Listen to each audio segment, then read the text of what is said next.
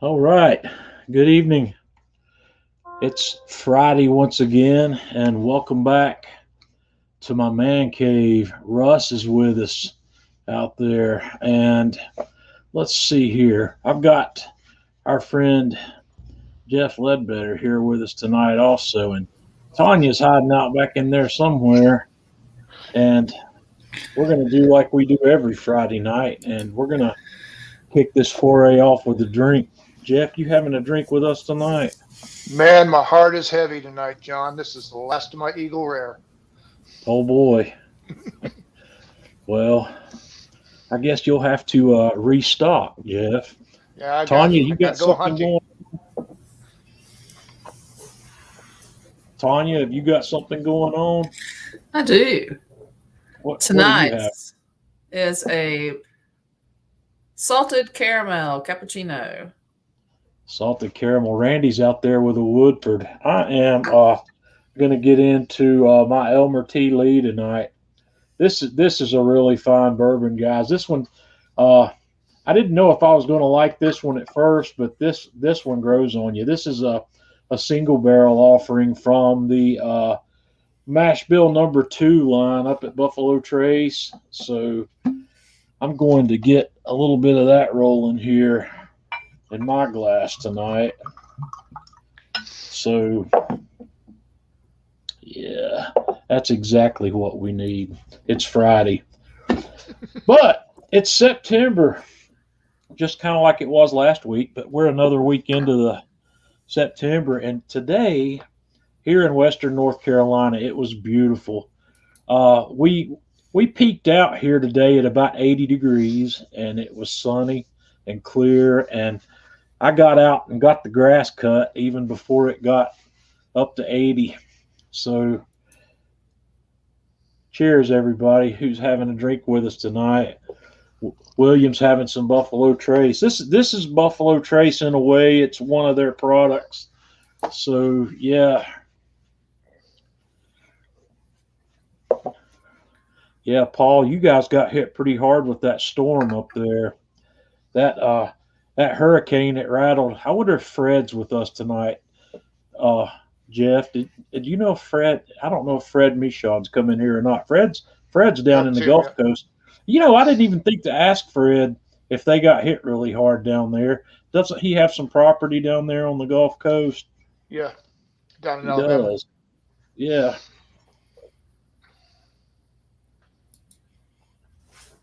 I got uh 3/10 of an inch of rain off of that storm here. You know, we thought we were going to see some heavy rains, but it went west of here. We're in a weird position right here where we are.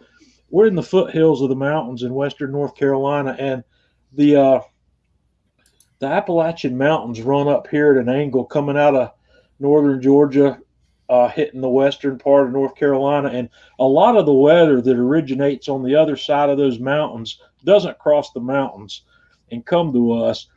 The stuff that we do get comes up from the south, but if it goes up, if it goes to the west of those mountains, I usually don't see a whole lot of it here. It's kind of weird how these storm systems come up out of the Gulf and come up out of Jeff's area down there in Central Florida and ride up the East Coast. If they stay on the eastern side of the mountains, they'll hit us pretty good. Yeah, 10 inches. I hate that, Paul. I know you guys got pounded pretty good up there. So Michael's with us. Michael's out in Portland, I believe. Michael, aren't you out there in on the you I believe Michael Stevenson's in Portland. So if you're having a drink with us tonight, let us know what you're having and where you're from. Just post it in the comments over here. So we'll get things rolling. So Tanya, I'm going to drop you back down till we get closer to the end. And like I said, I've got my friend Jeff Ledbetter in here tonight with us. He's gonna be hanging out, and we're gonna be talking about some stuff. I'm getting ready to run through the photos that I want to show you for the week. last week when we started this, I had just gotten back from Atlanta Grill Company and picked up a couple of new toys. So let's the first thing I want to talk about tonight is the Otto Wild. This is something I've been looking forward to getting for a while, and it just took me a while to pull the trigger on it. But this is a broiler. It's a I don't know if I don't remember what the exact measurement across the front of that thing is, but let me go to the next picture here. This over here, you can see this handle over here on the side is used to raise and lower this grate.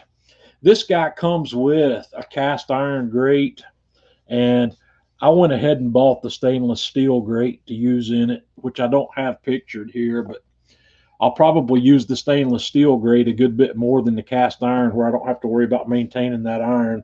I'll put that away. But underneath the grate, there's a drip pan, which has a lot of interesting functionality that we're going to see when I actually start doing some cooking on this thing. But up underneath here, on the top of this thing, there are two infrared burners up here. And back in the last picture, maybe up here, you can see there's two fire controls up there. There's an independent control and ignition for each of those burners on this thing, and those burners are capable of bringing 1500 degrees Fahrenheit to that in just a few minutes time. It takes those burners 2 or 3 minutes to heat up to produce that kind of heat. So there's a lot of really cool applications I'm going to be able to do with this. I'm going to do some steaks on it, probably in short order. I talked to Atlanta Grill Company today. I made a video on this. I made a walk around video, but I haven't published it yet because I was holding off until Atlanta Grill Company got some more inventory in on this. They were out, but I talked to Gary today, and he said he's expecting those to come in on Monday. So if they do, I'm going to put the video up next week, which gives you it'll give you a little bit more detailed walk around of this guy. But what I decided to do, something simple, just to run this thing a little bit and do a cook. So I told Tanya one day last week that we would have some French bread pizzas.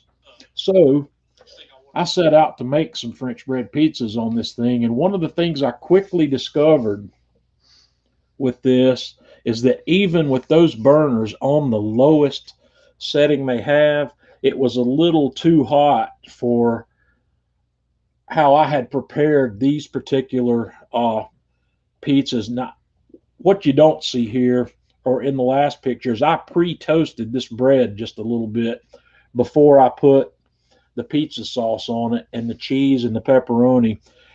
What I need to do, I think this is going to work fine for French bread pizzas, but what I ended up doing mid-cook was I pulled this rack out and I pulled the drip pan out from under it and set the rack down at the drip pan level to get it a little bit further from the burner. And I just need to put a little more cheese and a little more sauce on this, and then that's going to work out a lot better. But I'm getting a feel for it. Every time I get a new grill or a new toy like this, I got to play around with it to figure out what its capabilities are and learn how to use it. Anytime, it's just like driving a new car. It takes you a while to get used to the nuances of it and learn how it works. Everything's got a personality. Jeff, have you ever cooked under a broiler like this? Many years of cooking under a salamander. Were they super hot? Did they produce this kind of heat? Oh yeah, the industrial ones, they Yeah. You have to keep your eye on them or you will burn stuff. What are some of the things that you cooked under a salamander like this? I know everybody's looking, in our community at steaks. That's the primary thing that people are looking at. What else have you done under Lobster one of tails have these? done real well under a salamander. Lobster tails? Yep, get a nice toast on those. Basically, I've just done the steaks and the lobster tail, being in a restaurant environment. Have you done any fish under it? Nope. nope. I'm really interested in doing some fish fillets of various sorts. I might, try some stuff like I'm obviously going to cook salmon in it because, you know, that's what I want to do. I'll probably even do it in an iron pan because I can stick a cast iron pan up on that rack and put various things in there with it. But I think I'm really interested in doing some fish, and I also want to roast some veggies under it as well. I think one of the things I see here that this thing's going to be great to have out on the party deck is when I pull something off of another grill or a Kamado where it's not browned up quite as much as I like it, I can toss it under here for just a few seconds and finish that thing off. That's one thing. That's one thing I've said. You'll never hear me complain about Kamado grills, but the shortcoming on a Kamado grill is it doesn't brown things well. And the reason it doesn't brown things well is because it's holding the moisture in the environment. It's not quite dry enough inside a Kamado, I don't think, to brown really well, even when you're cooking up 450. You really have to work at it. The Dojo on the Kamado Joe helps with that, but it's still not the best solution. It doesn't work. Like Jeff, you've got the Alpha 1 just like I do. You know how well that thing will brown. Thing is awesome. Yeah, but there's no moisture there hardly. It's all going straight up the flue.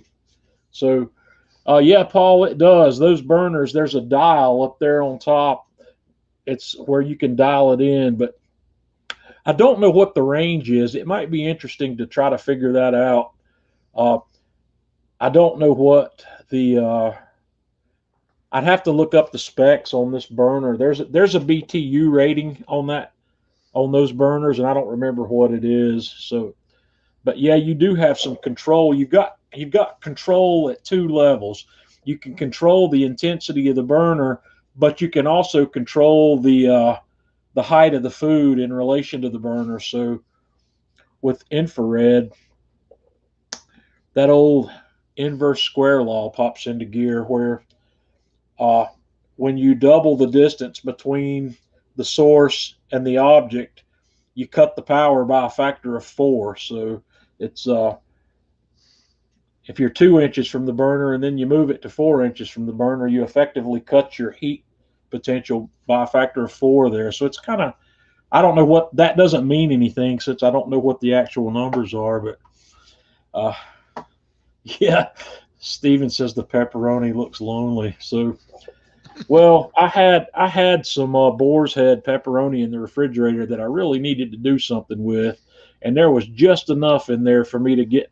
I think I got 13 slices out of it, but when I'm slicing pepperoni, there's what's called a chef's portion that gets consumed before it ever goes on the food. I just like pepperoni. Jeff, are you guilty of that same thing? I'm guilty of it all the time. Man, the pepperoni. When I've got good quality pepperoni, I like to do that. And Boar's Head pepperoni is not bad. It's one of the better ones I get, but this is what I typically like to use when I'm cooking in the Alpha. That you can see that pepperoni cupped up under there, and these things, this cooks in the video that I'm going to publish next week sometime. But these pizzas were only under that broiler for a minute and a half, maybe. That it went pretty quickly, so you can tell the heat intensity there at the way those pepperonis cupped just from the short time they were in there. Jeff, you're familiar with how that works out on the Alpha. You know, when you've got that Alpha running at 800 or 900 degrees, that pepperoni cups up just like that in just a very short time. Yep. Ryan says there's no bad pepperoni. Ryan, my wife will argue that with you. My wife is very specific about pepperoni that she likes and doesn't like. And I think it's the Hormel. My wife, I think Hormel, Tanya, is which pepperoni is it that I'm not allowed to buy? Well, anything that says turkey pepperoni is I've just never wrong. I don't buy the turkey pepperoni, but there's a brand that you don't like, and I don't remember which one. I don't like the Armour pepperoni. Armour, okay. Yeah, Hormel, I'm okay with. Boar's Head, I like pretty good. The Bridgeford, The I Bridgeford's can take another it or I can leave that's a it. generic grocery store brand, but I love it. I've used a lot of that too. I'm just a little picky about that. Yeah. All right. I'm gonna pop you back down here. But that salamander, I'm gonna make a series of videos on that because I think it's a really cool tool and it's something that you can get your cook done quickly on learning. I haven't done a whole lot of cooking under a broiler, but let me go back in history. My early days of cooking, when I'm talking about like when I was young, living at home, probably in elementary school, one of the first things I learned to cook was cheese toast. And that was cooked in the big oven under the broiler. So I think some of the first cooking I ever did was done under a broiler, but not one like this. So Herradura Ultra, grilling some hot dogs, Steven says. All righty. Steven's busy. He's got his grills fired up. Steven, he put a plate of food together. I guess it was yesterday that he cooked a bunch of sausage and some corn on the cob and some onion. It looked good. He ended up finishing. I think he had his kettle Joe running either yesterday or the day before. I think I need to start snagging some of Stephen Hickey's food pictures to share around here. So you know what I'm getting ready to say, don't you, Jeff? Yes, I do. Yes, I do. But We need to. I don't know how I'm gonna do it. I haven't. I said I'd given up on Stephen, but I'm not. I'm not sure I've given up on Stephen. We'll still try to get him on here. I think we need to go kidnap them. Well, what we need to do is we all need to get together back down in Atlanta again, and we need to do a live stream, a group live stream from down there, and get Stephen on there once. And once I get him on there once, I think I can hook him on it. So we'll see. All right, let's go back and see where we are on our pictures. But that was item number one I picked up at Atlanta Grill Company. The second thing I bought the griddle, the iron griddle to go in that PK Go portable grill that I love so much. I bought this. It was kind of a whim. I've been looking at it for a while, and I couldn't really make up my mind if I wanted it or not. But I figure I can have some fun with it. I love this grill so much that I just decided I was going to go ahead and get this griddle. It's a cast iron griddle. It's $40, and it's reversible. It's flat on one side, and then when you go over it, when you flip it, you got grill grates or kind of a ridged grill where you could cook on this. If you wanted to use that instead of cooking over direct flame, you've got that option. This thing's pretty solid. Who was it? I wonder if is Janice Berger with us in here tonight. I haven't noticed, but Janice just bought one of these things, and I think she's been pretty happy with it so far. But that's the two things I picked up from Atlanta Grill Company last week. I may be going back down there this coming Friday. I think I may have sorted out the problems that I was having with my video camera. I didn't get the video made down there last week that I wanted to make, so I may go back this coming week and try that again. I'm not sure what day I'll go on yet. I'll need to check my wife's schedule and see what day she's the busiest. I don't know if I want to go on Friday again. It might be easier and better for me to go down there earlier in the week than that. Like I said, I got stuck in some traffic last week, but I'm pretty sure it was a combination of the fact that Georgia and Clemson were playing in Charlotte, and everybody was headed north the same time I was, and it was the holiday weekend. So, all right, let's talk about some cooking. I did some lamb this week. I did 2 different projects on lamb, and that's not that photo shouldn't be right there. Hang on a second. I think my photos have gotten out of sequence again. Well, they're not really out of sequence. They are just backwards. This is the second of the two cooks I did. I had this lamb shoulder that I bought from Porter Road. Uh, yeah, Steven says it's easier to twist his arm in person. Let me sit down at a table with Steven with a bottle of bourbon, and we'll get him online.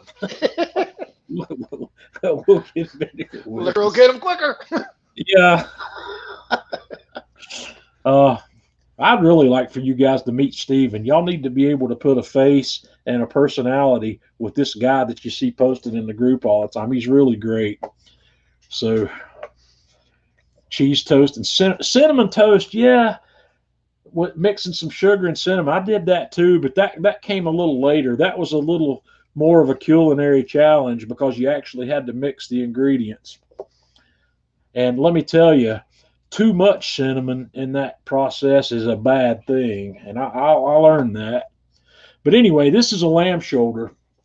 This is the pork butt of a lamb. It's the same cut of meat as a pork shoulder on a pig. It's the scapula. It's the upper arm, or it's the shoulder blade.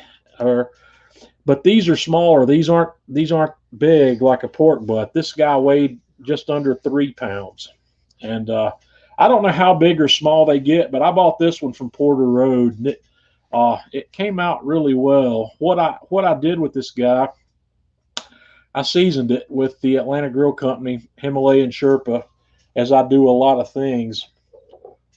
That's a beautiful salt, pepper, garlic blend, and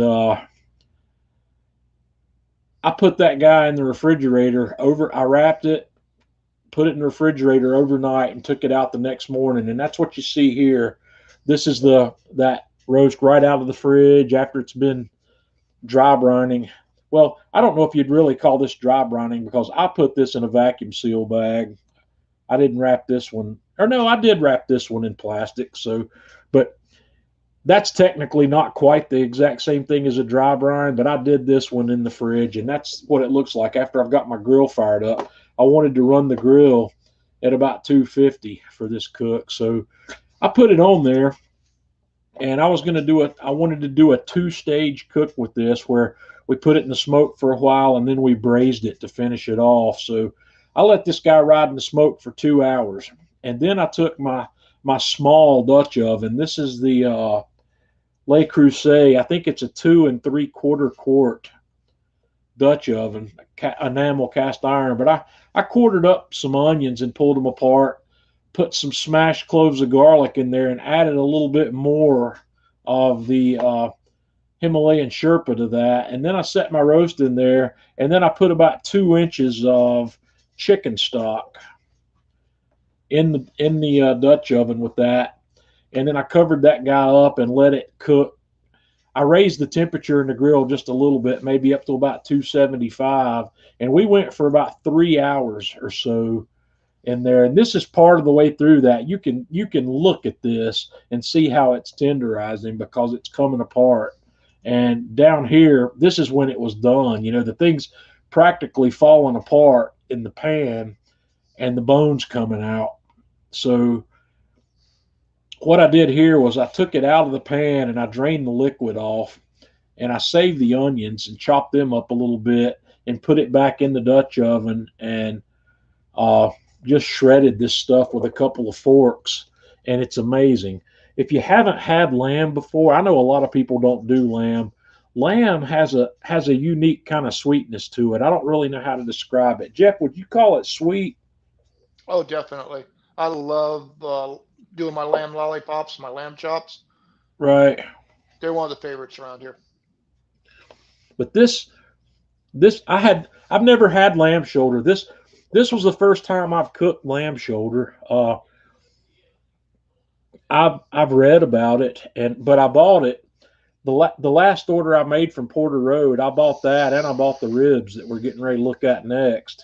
And this was really delicious. And you could use this pulled lamb for about anything you'd want to do with it, just kind of like you might pull pork. You know, people make tacos with this. People make I don't know what you call it. They roll it roll it up, serve it in pitas, with sauces and veggies and whatnot. Uh, you could make a sandwich with it, and you could put all sorts of different sauces on this, especially sweet sauces. You could use a typical sweet barbecue sauce on this if you wanted to, but I'm saving some of what I made here for another cook that I wanted to get that done, get a third cook done this week, and I just didn't do it because I decided to not cook today. I didn't cook today, but I'm gonna take some of this and make a shepherd's pie with it next week. I'm gonna do at least two video. I'm gonna do another burger video next week that'll be the one I publish for the week. But I'm gonna make shepherd's pie out of this, and when I start publishing the lamb videos, I'm gonna publish all three of them probably in a consecutive order, because this will be the second one, and then the shepherd's pie will be the third one, and then the first one that I'm going to do is going to be this. I got this rack of lamb ribs from Porter Road also, and these were beautiful. This is just after I unwrapped it, and what I should have done, I didn't include a picture here, but this guy's got the same membrane on it that pork ribs have and beef ribs. So I pulled that off, just because that's what we do. And this one, I salted it, and I put a nice coat of salt on that. It's hard to see in this picture, but I have scored this fat cap diagonally in both directions, and I put salt on it and put it back in the refrigerator for a few hours. I didn't get this one in the refrigerator overnight like I normally like to do, but I did salt it in advance. And guys, what I'm getting ready to show you, this came out extremely well. I didn't know how I wanted to season these ribs. I knew I wanted to do something North African / Middle Eastern. So if you remember a couple live streams back, I did the cookbooks. I talked about cookbooks. I got my flavor Bible out and went to look at what spices and herbs are used in North African fare, and cumin, coriander, nutmeg, oregano, allspice, those all came up. So what I did here was I made a rub. Now this is salt free at this point because I have already salted the meat. I didn't want to put any salt in this, but I started out with, let me see if I can identify each of these in the containers. This container is oregano. This is cinnamon. This is garlic powder. This is nutmeg. I took some whole, I buy whole nutmeg, and I use my microplane grater to shave that off as I need it. Over here, we have the Aleppo pepper, we have the cumin, we have coriander, and we have allspice. Those are the flavors I put together for this. And when it comes to cumin and coriander, nutmeg, and allspice, I like to use my mortar and pestle that you can see over here in the corner of this picture. And I left this up here on my counter tonight. Let me bring this back up here for just a second. This mortar and pestle, it's a decent size one, and I don't know what this is made out of. I really couldn't tell you. I don't even remember where. I think I bought this at the World Market, but I like to use that to grind up my whole spices. And if you've ever ground your own cumin and coriander, you'll know why I do this, because the aroma you get from those when they are freshly ground will blow you away. It's much more intense than when you have ground, when you buy it ground. Jeff, do you grind yours? At times, yeah. Yeah. I like to get the like what you have, the rough mortar pestle. You can also get them in a smooth. I don't think the smooth one does as good a job as the coarse mortar pestle. I had a smooth one in the past, and I didn't have much luck with it. This rough one, this one required some. I don't know if you want to call it seasoning or prep, but the instructions that came with this one wanted you to do a whole bunch of rice in it before you did anything else Hmm. to prepare the surface. But I do black pepper in that sometimes, and I do. But these things, this this rub blend, I'm thinking about putting a rub together with these ingredient sets and sharing it with y'all because I think this has a lot of potential. I think this would be incredible on beef as well. I think this would be incredible on beef ribs, and I think it'd be incredible on brisket. Uh, I don't know about pork. I, since it did well on lamb, I think it might do well on pork also. So I'm going to try it. I'm going to mix up a batch of this that I can play with, and I think I'm going to leave the salt out, but I'm going to add some. I'm probably going to add some. Uh, what am I going to add to that? Paprika. I wasn't sure what I was going to add. I'm going to add a little bit of paprika to it for color. This this has this Aleppo pepper that I bought, and the Aleppo pepper is a Middle Eastern hot pepper, but you can use cayenne as well. I don't think it would make a bit of difference between those two. I tasted some of the Aleppo pepper side by side with the cayenne. The Aleppo is a little milder than the cayenne, but it's not that far off. But uh, I think there's a rub that's going to happen here, an unsalted rub, and I think I'm going to enjoy that simply because I like salting my meat in advance, and then I could just put this stuff on when it's time to cook. But guys, this was delicious. Uh, so anyway, I mixed that up, and then I seasoned that rack of ribs just kind of like you see here. I seasoned some on the backside also, but then we put these guys on the grill. And here they had been on for a little bit. You can kind of see how that scoring is coming apart. That fat cap. These this lamb ribs have a nice fat cap on them, and also by the way, lamb ribs typically are a lot fattier than pork ribs and beef ribs. There's a good bit of fat here, and some people like that, and some people don't. But let's see, I'm missing what Anurag has said here. Quite common in Indian cooking. Yes, I saw that as well. This particular blend that I have here is nowhere near as spicy as most of the Indian stuff I had. So, yeah, I'll try some of that stuff. But my Penzies shop that we had a Penzies brick and mortar store down in Charlotte, which is a little over an hour from here, and it closed up during the pandemic. I used to enjoy visiting there, and that's where I got most of this stuff. And Tanya and I went down there one day not too terribly long ago, and the place is empty. So, but I went just the other day. I decided to go look and see where their other stores are, and they've got a store that's about 15 minutes away from Atlanta Grill Company. So I'll be able to hit Penzies if I need to when I go down there. But this thing, I'll just let it cook. I'll let these guys cook. And as you can see, the fat's starting to render up top here, and it's sucking in the flavor from all these spices. And you can see here the bone's starting to pull back. And here we are. We're just about done here. So I foiled this one about this, or actually you don't see that here. From here I went to the foil, and I didn't show any pictures of the foil.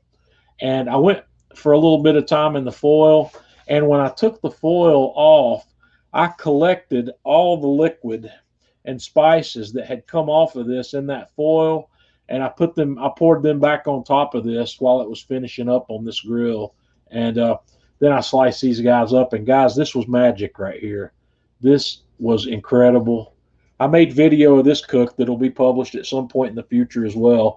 Like I said, I'm getting ahead on my video content right now, because I'm gonna take some production time off during the Christmas season probably, and I want to have a bunch of videos in the hole ready to go. But this was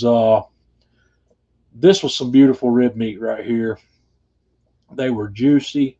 They were just amazing. And like I said, these are fatty. And if you don't like fatty meat, stay away from these ribs because they're fatty, but they're flavorful. And that spice blend that we have on here is a home run. I'm gonna eventually. Well, the recipe for that spice blend that I use here will come with this video, but I'm gonna work this out a little bit more, and I'll share it with you because they were really good. Jeff, have you ever cooked lamb ribs? Nope, not lamb ribs. But I want to try that rub on some lamb chop. I think that'll work out really nice. Now, lamb chops. Let's talk about lamb chops here for a second. I haven't done a lot of lamb chops, but lamb chops come kind of like pork chops. There's two different variations of lamb chops, right? Yep. You have one of them is like, don't some of those chops come from the shoulder? Yep, I get the ones at Costco, so you have both sides. You got like the little tenderloin on one and the loin So on it's the like other. it's like a little porterhouse. Yep. Okay. And those things are awesome. That's the kind I like, and you cook them rare. Absolutely. Yeah, I've done those before. I think I've only done them a couple of times. I did them once so I could learn how to do them, and I did another one. I made a Kamado Joe video. That video is in the Kamado Joe collection of John Setzler video production. I haven't done it again since, but I probably will. Like you said, Costco's got some beautiful looking lamb chops, but my local Sam's Clubs had some that looked just as good. So maybe I'll pick some of those up. I did a rack of lamb, a French rack of lamb on the Atlanta Grill Company stuff, and I cooked it on that PK Go, and that was one of the first few cooks I did on that PK. And you cook those rare also, and they're delicious. They're just, gosh, they're good. Yes, they are. That's what I make my lollipops Janice on. is with us. Janice, if you just rolled in here, I was talking about you earlier because I was showing off the cast iron griddle that I bought for the PK Go, and I was thinking that you had just bought a PK Go and have been pretty happy with it so far. So yeah, Tanya doesn't eat lamb. The thing about lamb is I could sneak it in on her and she wouldn't know, but I won't do that. I won't kill Tanya's trust in my cooking. If she ever catches me feeding her something that she doesn't want to eat, she'll quit eating anything I cook, and I can't have that. Let's see, Stephen. No, I typically don't. Stephen's asking if I'm using fresh ground spices, do I back off on the quantity? Well, let me take that back. If I was working off of somebody's recipe, yes, I would. Or no, not spices. Herbs, yes, I would back off on herbs.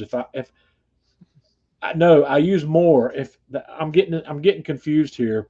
If you're using fresh herbs instead of dried herbs, you need to use more. And typically, it's about twice as much. Sometimes even more, depending on what the herb is. Like if I've got dried oregano, if I've got a recipe that calls for a teaspoon of dried oregano, and I'm going to use fresh oregano, I'm going to use a tablespoon of fresh oregano. But with the spices, there's not really a trade-off there, because these spices that I'm grinding, even though I'm grinding them myself, they're still pretty dry. They're still pretty much dried. I'm going to have more aroma. I'm not going to have more flavor from that process. So I would be a 1-to-1 on that. And Cindy, I did not for this process. I would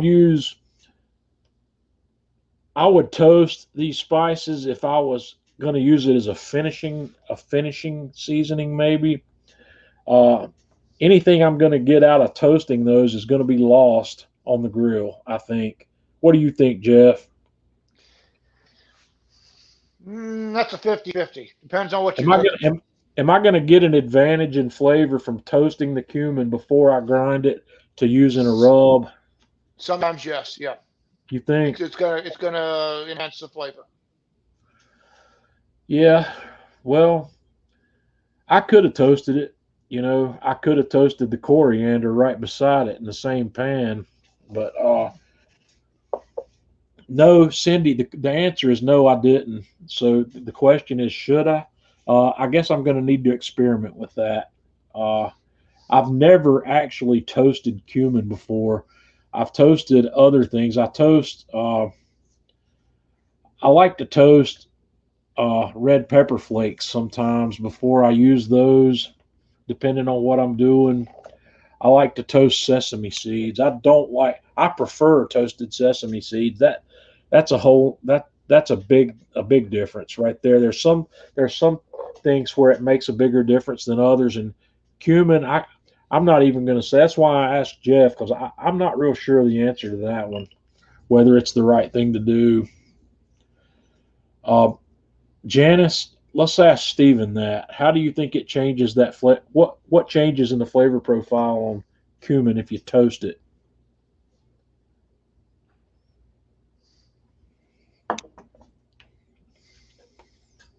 Stephen says he thinks it mellows out a spice. Well, mellowing cumin wouldn't be a bad thing because cumin's hardcore. Cumin's bringing a lot to the table in terms of flavor and aroma, and that's why I love cumin. I A lot of times when I'm using chili powders, where I'm using a chili powder blend out of a jar, I'll add extra cumin to it, simply because I have it. I won't always hand grind it in the mortar and pestle for that. I do have some ground cumin. I'm not going to lie to you. I don't grind it every time I use it. I grind it when I care about it a lot, though. Uh, and for these ribs, I did care about that a lot. Anytime I'm doing it in the video, I care about it a lot. So, who's Zypha? I'm going to learn. I'm going to have to ask him. I feel guilty if I don't know how to pronounce his name. Who's Zypha? But anyway, yeah, he was with us last week. It adds a lot more flavor for Indian curries, he says, and curry is something I need to work on. Ed, good to have you with us. Curry is something I don't do a lot of. Stephen Hickey does a bunch of curried stuff. I've watched him do it, and I've got some curry powder.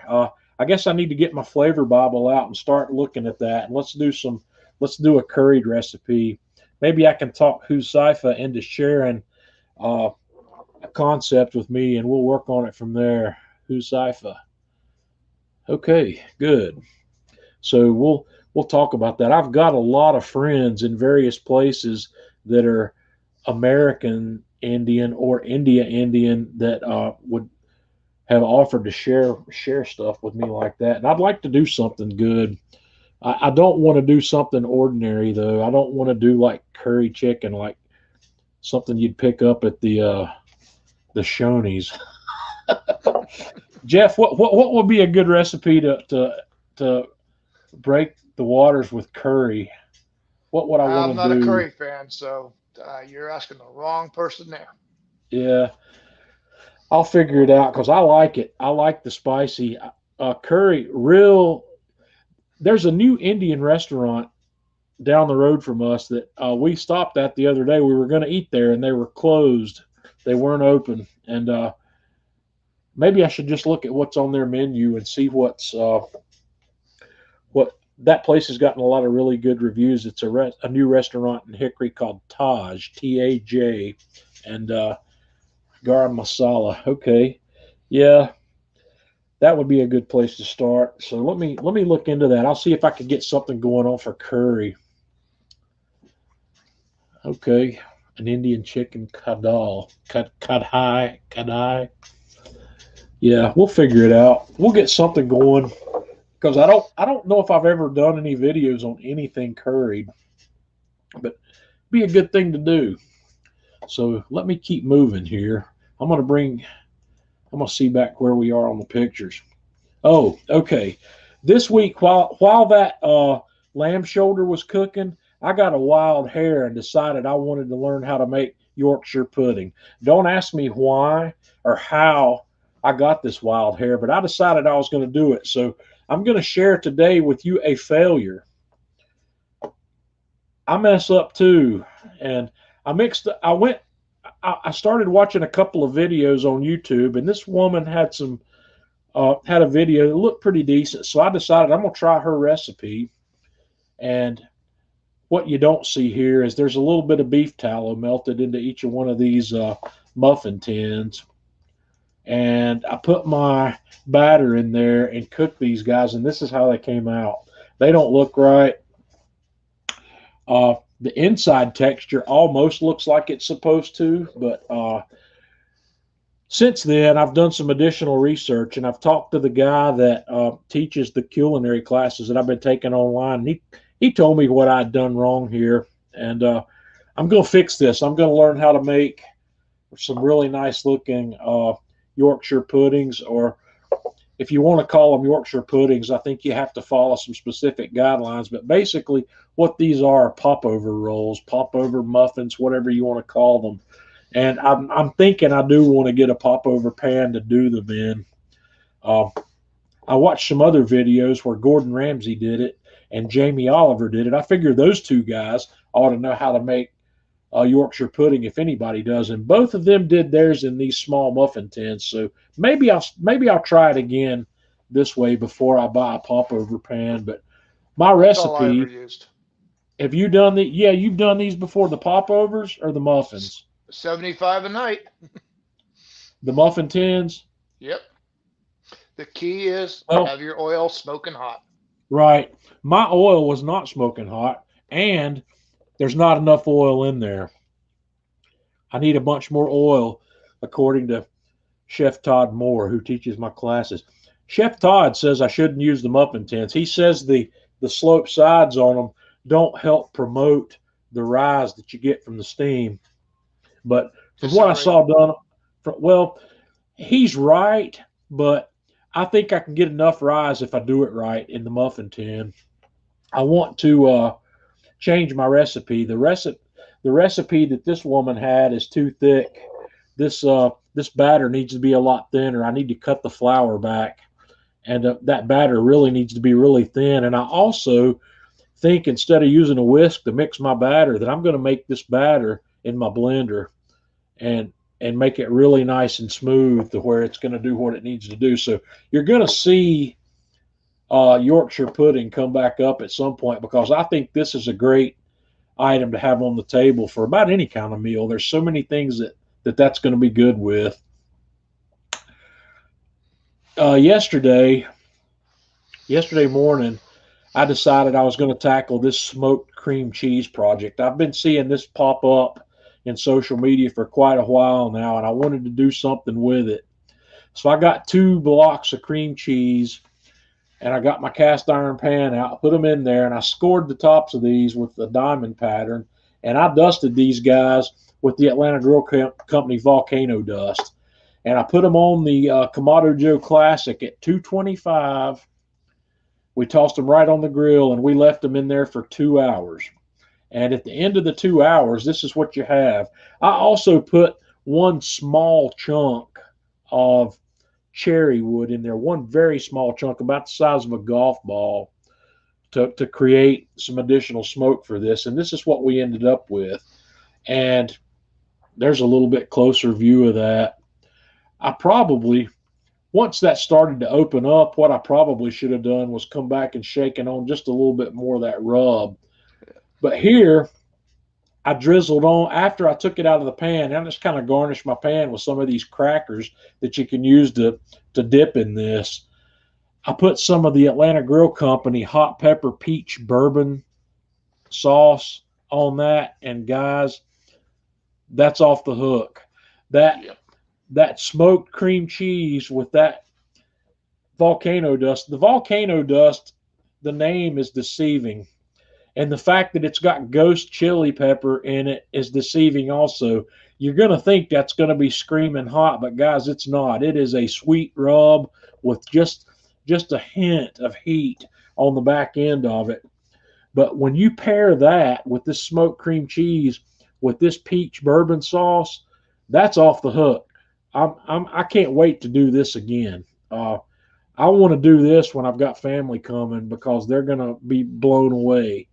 And I published this yesterday on Atlanta Grill Company's Facebook page. You know, the whole thing. I did not make video here. I just shot some pictures and talked about what I used in it because I don't want everybody to do this with volcano dust and the peach bourbon sauce. I want you to use your rub choice on it. You use your sauce choice on it, or you don't have to put a sauce on it. But let me tell you, the sweetness that comes to this from that peach sauce is incredible. I'd like for you to consider trying it, but this can be done with any sauce or any rub. You could even use some of the flavored cream cheeses if you want to. You know, you can buy. I don't know if you can buy those in blocks though. Can you buy the pineapple cream cheese in a block, or does that come in those cups? I think it only comes in the cups, John. Yeah. Okay. So yeah, you probably can't do that. I don't buy the flavored cream cheese since I don't eat bagels that often anymore. But I think that comes in the cups. But this is what we ended up with. And man, that's delicious. It's kind of a different direction. This is not my idea. I'm not sure where this originated, but I think the first time I saw it done with any detail was Matt Pittman over at Meat Church, and some other people had done it. I don't know where this came from. Jeff, do you know where this popped up first? No, it's been circulating, our different pages. I don't really know who put it out there first. I had done it once a long time ago, and it turned out great. I used the pineapple habanero sauce on it instead. Oh yeah, the roasted pineapple. Yeah, Oh yeah, that came out that, really good. So that's my another good second sauce. favorite. That and this are my two favorite from that sauce line from Atlanta Grill Company. Absolutely. In And they're fact, both great on wings. they're great on a bunch of things, man. I like cooking pork loin and pork tenderloin in it. I like searing my pork tenderloin and taking it back and forth from a pan that's got that in it, back and forth to the grill to build a flavor layer on it.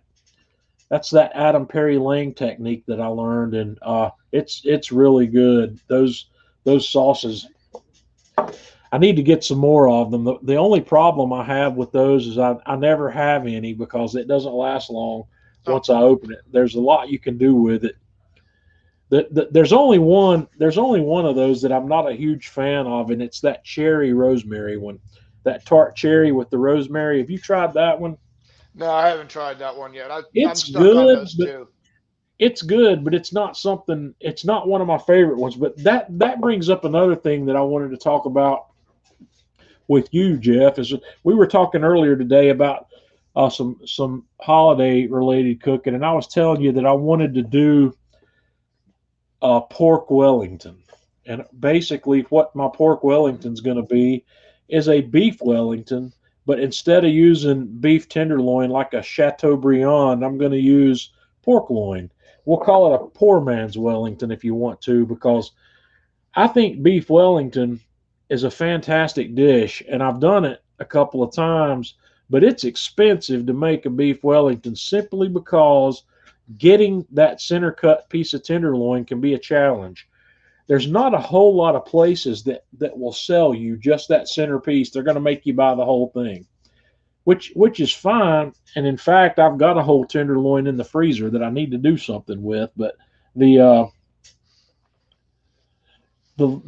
when I was going to do the beef Wellington, I was out shopping trying to buy just a center cut piece of beef tenderloin, and I couldn't find anybody that would sell me one without me buying the whole tenderloin, which means you're going to spend $90 to $120 just to get the meat you need to make that recipe. Well, if you think about this from a pork perspective, I can buy at Sam's Club or probably at Costco also, I can buy a whole pork loin for $15 or something. It's cheap. And that's a lot of meals right there when you cut that down into chops. But you only need a 2 or 2.5 pound piece of that to do this Wellington project. And since it's pork, I'm thinking about sweetness. And the beef Wellington, you take that Chateaubriand and you sear the outside of it. As the first part of it, you just get a nice sear on the outside, and then you take it off. And you can do that a day in advance if you want to, and wrap it up, throw it in the refrigerator. And then you make your duxelle, which is a mushroom reduction, if you want to call it that. And you can do that a day in advance too if you want to. But when you're ready to put this thing together, you're going to take that seared tenderloin, you're going to roll out some puff pastry, and you're going to lay prosciutto on that puff pastry, and then you're going to lay your duxelle on it, which is in a beef Wellington, that's mushroom. But since I'm going to use pork, I'm not going to want to do the mushroom. I want to go sweet here instead of the mushroom route. Some of the finer, I guess if you want to call it finer, beef Wellingtons use a pate instead of a duxelle. So it's kind of interesting how that works out. But I want to put something sweet in there, and I'm trying to figure out what it's going to be. That tart cherry rosemary might work in there. I was thinking about, some sort of fruit compote, but I was also thinking about maybe a bacon jam, which would be really good in that. But you put that layer on there, and then you put your seared roast in it, and you roll it up into that puff pastry and shape it up on the end where it's really nice. And then you go back into a hot grill or hot oven, whichever way you want to go, and cook it until your internal meat temperature is where you want it to be, because that meat's still basically raw in the middle. All we did was sear it. And while that's in there doing that, that puff pastry is going to cook, and it's going to be nice and brown and crispy when it's done. But I want to pull off the pork Wellington. I've not seen anybody in the social media circles that we participate in try something like that. It might be new. Have you seen it done before? Nope. But I think your idea of doing the bacon jam, I think you're right on target with that. I think because the bacon jam is thick enough, it's not going to, turn in, make your puff pastry turn into mush. Well, so it's also going to bring some additional sweetness too, because my bacon jam is going to have some maple syrup in it. So absolutely. Yeah. I think that's going to be right on target. Like I said, I don't think you want to go the mushroom route on it. No. That's more of a beef thing. I don't think you're going to gain anything in the pork world going with the mushroom. No.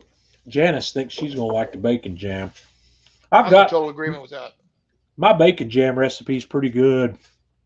I've actually used it in a video before. It was probably a Kamado Joe video, but I know where I used it.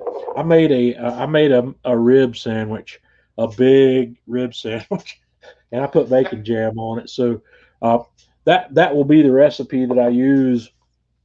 That's a Kamado Joe video also. If you look up Kamado Joe rib sandwich video, you'll find my bacon jam recipe in that, because I'll use that same recipe. I may tweak it a little bit because I may want to make it sweeter. I may want to increase the sweetness level in it for Can this you get project. Newski bacon where you're at, John? Get what? Newski's bacon. I'm not familiar with. Is that a brand name? It's a brand. It's expensive, but oh, is it good? Let's bring Tanya back in here. Tanya, are you familiar with this bacon Jeff's talking about? Yeah, I have heard of it. Yes. I'm trying to remember where. Well, I'm trying to remember where I saw it at the last time, because I hadn't seen it in a while. Well, it might have been at Lowe's. If I'm ever concerned about quality bacon. I am a big fan of the Wright brand Right. bacon. Applewood. So the thing about Wright brand, the good Wright brand bacon's all thick sliced, but I don't like thick sliced bacon typically. But for bacon jam, that would be okay because I'm gonna be chopping it up. And I like to buy the Wright brand bacon. The Wright brand bacon's what I buy for those projects. So try Niski's with. I think you'll like it. Joseph says you gotta slow your roll with good ideas. Yeah, Joseph, that's one of the things that happens here on Friday night. Sometimes is it's a free flow of brainstorming. Sometimes it'll just be and it's nice when I got people like Jeff on here to bounce these ideas off of. And this is just theoretical. And now that I'm talking about it, I'm hoping somebody else will be willing to go out there and try it. But if I do this pork Wellington video, I'm going to try to get that published. That will probably be the first video I publish after Thanksgiving because I want that to be a Christmas season video. And I'm going to do another prime rib video because I kind of polled one of the groups that I managed yesterday, and prime rib seems to be everybody's favorite at Christmas overall. And I've done quite a few prime rib videos, but I need to find something different. I need to change the game up somehow or another. And I think Chef Eric Gephardt published a video with Kamado Joe yesterday or the day before. When did that strip video come out, Jeff? I think 2 days ago. That he did a video out with Chef Tom awesome. Jackson, Chef Tom out at All Things Barbecue, or not All Things Barbecue. It's All Things Barbecue. Yeah, okay. Yes, All Things Barbecue out in Wichita, Kansas. He did something pretty cool there with a big New York strip roast, the whole thing, and that might be fun to do also. I feel kind of, well, I'm not going to say I feel guilty because I don't want to just do exactly what he did. I would want to spin it my way somehow or another. But that looked incredible. Don't you think? That looked off the hook. God. Yeah. I've never considered doing that before. But what I don't understand is why you can't do that exact same thing with the ribeye, with the whole ribeye. You know, you could get a boneless ribeye and do that. You know, that's maybe that's what I should do is do it with a ribeye. Because when he cut those slices off of that thing, those things were 2.5 inches thick at least. But that and maybe that's the reason you wouldn't do it with a ribeye, because a 2.5 inch thick slice of that would be too much. That's too much for a plate. Maybe Stephen wants me to get on the Joe Tisserie. I knew that was gonna come up. Stephen, you need to be quiet. He cut it 2.5 inches, but then he cut into slices from there, like about 1/4 inch slices. So that wasn't bad on the true. plate. He did. He sliced that up, but maybe I could do Jeff, why couldn't we do that with a beef tenderloin? You could. You know, that might be something. And the glorious thing is I've got a tenderloin in the freezer and it wouldn't cost me anything. Mm-hmm. Let's do that with a beef tenderloin. Yeah. I think that would be cool and make them really thick. I don't mind seeing a 3-inch thick tenderloin.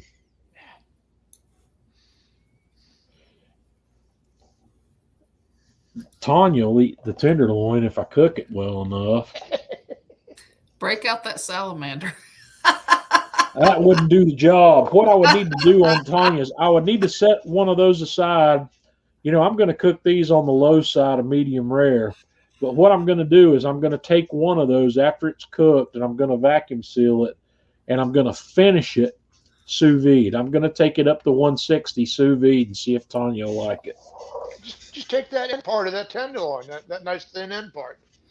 No, that thin end part's never going to see the grill. I'm going to take those end pieces off and do something different with that. I'm going to have the center section of that tenderloin. I'm probably going to have, I don't know, 14 inches or so of it for that project. I think that's what I'm going to do. We'll do Chef Eric's. I think he called it a Wichita reverse sear. Yep. So let's do that with. It looked awesome. Let's put that on the schedule with a beef tenderloin. So, all right, we're at 105. Tanya, have I missed anything I need to see? Let's see. I was looking through, and I think you're okie dokie. Awesome. I think Tom so. Cleveland wants to see some coffee roasting. Tom, I'm working on that. I actually thought about it today. We're gonna get some. I don't know if I'm gonna make videos on coffee roasting or not because I'm gonna look like a fool because I still really don't know what I'm doing. And Tom Cleveland wants to see cinnamon rolls. Cinnamon. I made the video on cinnamon rolls. We did have someone from Spain with us tonight. Did we? Yeah, I'm trying to find. I popped it up on screen earlier, but I don't think you saw it. Huzaifa wants me to talk about dry brining. That's something that would be a good topic to talk about. In a nutshell, what dry brining is you cover your meat with salt. Mallorca, Spain. Tony Grimault, glad you could be with us. I don't know if I've seen you with us before, but if you're still here, welcome. He's coming from the YouTube group. But we have dry brining. What that means is you salt your meat, you give it a nice heavy coat of salt, and you put it on a rack like this. Let me find a picture here. Oh, John, what he actually wanted was dry aged. Oh, dry aging. Okay. Yep. Yeah. I probably need to do another video on that. I've done them. I did one for Kamado Joe in the past, but it's time to do another one. I need to buy some stuff. I have come this close. I don't know how many times to buying a real dry aging locker. Tanya knows I've been talking about this. I would really like to have a steak locker to do dry aging in here at the house, but I'm really struggling with it, and I really shouldn't struggle with it because I've spent this much money on so many other things, but it's going to cost me $1,000 to get started in that the way I would like to do it. But I think in terms of making a video for general consumption, there's a lot less expensive way to do dry aging. So let me do that. I'll get some of that stuff, and I'll get a dry aging video done. And Huzaifa, since you've asked me specifically about it, when I get a chance, I'll come back to the comments here in this, and I'm going to send you a link to a video that I did for Kamado Joe because it uses the same product. It's a bag that you vacuum seal your meat in, and you do the dry aging in the refrigerator, and the results are exceptional for what it is. It's very easy to do. So I love dry aged beef, and if I had a dry aging locker, I would keep either a prime rib or a New York strip roast in it all the time. The dry aging locker from Steak Locker that I'd really like to have is $1,500, and I don't know. Tanya knows. He goes back and forth on this. Like he'll talk about it and he'll be ready to go. I'm going to do it this time, and then he'll back off and go, well, I don't know, and then he'll sit on it for 6 weeks, and then all of a sudden he's really ready to go again, and then he'll be like, no. Well, I tried really hard for Christmas, Tanya. No. Buy for him for Christmas. My goodness. I would be furious if Tanya spent that much money on me at Christmas. He would be. He gets upset. I tried to buy him. One thing I will tell you guys is John is an excellent gift giver, and he always buys such thoughtful gifts. And sometimes he'll buy you something, and you're looking at it going, why would he think that I would enjoy this? And then like 6 weeks later, you can't live without it. And you're like, oh my God, what a great present that was. And so I try to be equally as thoughtful to get John stuff, but he's definitely the better gift giver of the two of us. But he would kill me if I spent that kind of money at Christmas. Yes. And John Grayman, thank you for the nice comment. That makes it all worthwhile for me when people tell me how much they enjoy, how much they've learned from the video content that I make. But Stephen, you're gonna get in trouble, buddy. Yeah, Stephen, I would. Yeah, you would. I would. Use that more The than steak locker. Those two pieces go hand in hand. So I don't know that I'd use it more, because if I've got a great supply of dry aged beef, I'd be using that salamander a lot more than I expect I'll be using it now. And John, yeah, Joe here has got the solution. No, he doesn't. Joe, He's thinking. Here's how when it comes to buying gifts, and Tanya will realize this when I put it into these terms. When I buy gifts for people, I buy gifts that are things that I would want myself most of the time. Hence, this would be a great gift. Yeah, no, I'm not. No, I wouldn't. John, does that mean I need to make you a heart box? Say what? Yeah. Do I need to make you a heart box then? No, I don't need a heart box. Those are beautiful. And when I saw that, that's when I told Tanya I couldn't wait for Christmas to give it to her. We're married. Yes. We're kind of related. We're related by marriage. Yeah. John is stuck with me. Yeah. And also the confusion may be here that she's Tanya Stevens and I'm John Setzler. I did not ask Tanya to change her name for me when we got married. And that's a pain in the butt.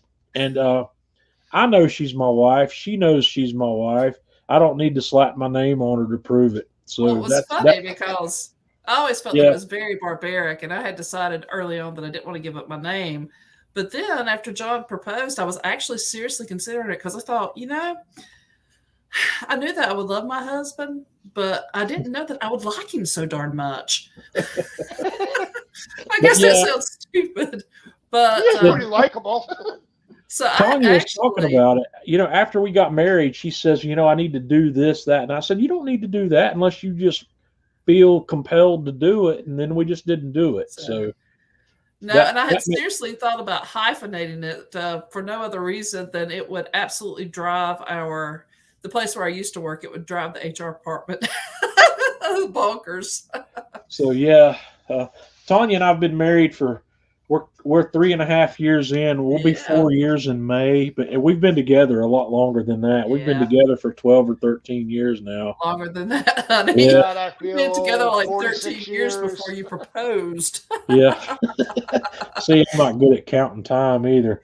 So we got together in 2005? So it's been a while. Yeah, it's been a while. John, we got together for the second time. In 2005. Were together before we got married? Say what, Jeff? Did I ever tell you how long Kathy and I were together before we got married? No. 9 days. I know, Kathy told me. Well, that's pretty good. And y'all stuck together this long. Yeah. John, we do have a question here about smoking wood in the ashtray. Scotty, I've tried that. It's not something I do regularly. It works. It does not work as well on a low and slow cook as it does on a hotter cook. If you put a wood chunk in the Kamado Joe ashtray on a low and slow cook, a lot of times it takes forever to get that chunk smoldering, because you're burning such a small fire that not much drops down there that would get that smoldering. But it's a pretty decent way. If you're cooking in the 350 to 450 degree range on your grill, that's a pretty good way to generate some smoke, is to put a chunk in the ashtray. But that's the only time. You're not going to get much out of it on a 250 degree cook, simply because you don't get enough hot ash down there. Can we talk about the coffee maker? Yeah, Tanya, Tanya, make sure that we start shooting the video on the Jura this coming week. We've got to make that happen. Yeah, probably. Can we like schedule this for October? Because with the first of the semester and the nuttiness right now, I don't know if I can handle something else. I've been making, gosh, 10 to 20 videos a week for how many weeks solid now? Yeah, I know you're busy, but we'll get it done. We'll talk about the coffee Yeah. maker, Carla, I promise. And Janice, I've never bothered to put a pellet tube smoker in with my pellet grill. And in all honesty, I don't really think it would make a big difference. No. The forced airflow that's happening inside a pellet grill is going to push that small amount of smoke out and not even really make a difference. The smoke, you could try it if you need to, but I don't think it's going to help much. Pellet grills do not produce a heavy smoke profile that a Kamado grill produces just by the nature of how they're burning. You've got a very small, very hot fire that's all wood, and it's probably one of the cleanest smoke profiles ever. It's an acquired taste, if you ask me.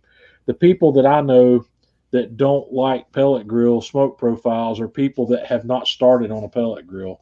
People She said that she's with the KJ. She was thinking about putting the smoker down in the lump with the KJ. Oh, did I misunderstand her? Yeah, I think Okay. maybe. Okay, Used a a pellet pellet. smoker. I think she Okay.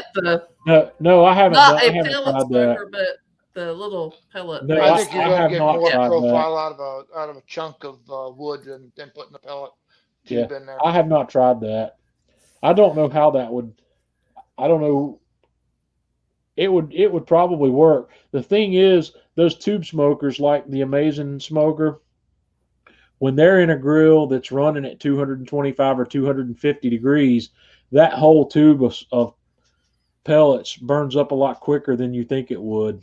Mhm. The 12-inch tube, when I'm running it in a cold smoker or running it with no fire going to do cold smoking, that gives me about 4 or 5 hours of smoke.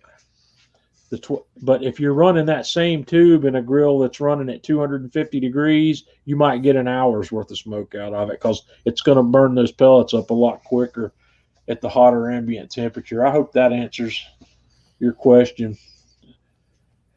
I'm looking forward to, the weather's cooling off. I'm going to get that cold smoker out that Jeff built me again, and we're going to get another big batch of cheese smoked here. We have been doing some very just difficult, hard research on cheese for, the entire summer, trying different varieties and, making sure that we think they would be good for smoking. It's been so hard. I found a new English cheddar that I like at Costco. I like it better than that other one. I don't remember the name brand of either one of them, but this one we just bought, I like it better than the other, and I think it's going to be even better smoked. Well, I like the first one the best, but I think we should do them both and see which one We is. will. Do All a right, head-to-head. we need to wrap up. The English cheddar has been about my best. Yeah. Mhm. I like smoked Gouda. I'm a big fan of smoked Gouda. Say it right. How to? I can't say it right. I don't know how. Maybe I need to get Gerben on here with me one night. Yeah. Let Gerben help us figure that out. Gouda in my book. It's Gouda. All right, guys, I appreciate it. We'll be back next week. I don't know exactly what we're going to talk about next week yet, but we'll figure it out, and I'll let you know. I don't know what kind of cooks we've got going on. If you guys have got any topics you'd like to see, like dry aging, for instance, that would be a good one. I was wrong. Hairband. Hairband.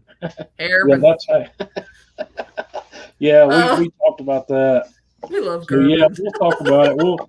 If you've got any suggestions for things you'd like to see discussed here on Friday night, let me know. Send me a private message or leave me a comment here, and we'll get some of that stuff in the loop. And if any of you guys who watch would like to come on live with me one Friday night, let me know. I'm always looking for guests to come on here. It's always fun to have somebody who's into the hobby, you know, just to bounce things off like I do here with Jeff. Jeff's a great cook. Jeff's been cooking a long time, and he knows his way around the grill. So, Couple years. yeah. All righty. Guys, until next week.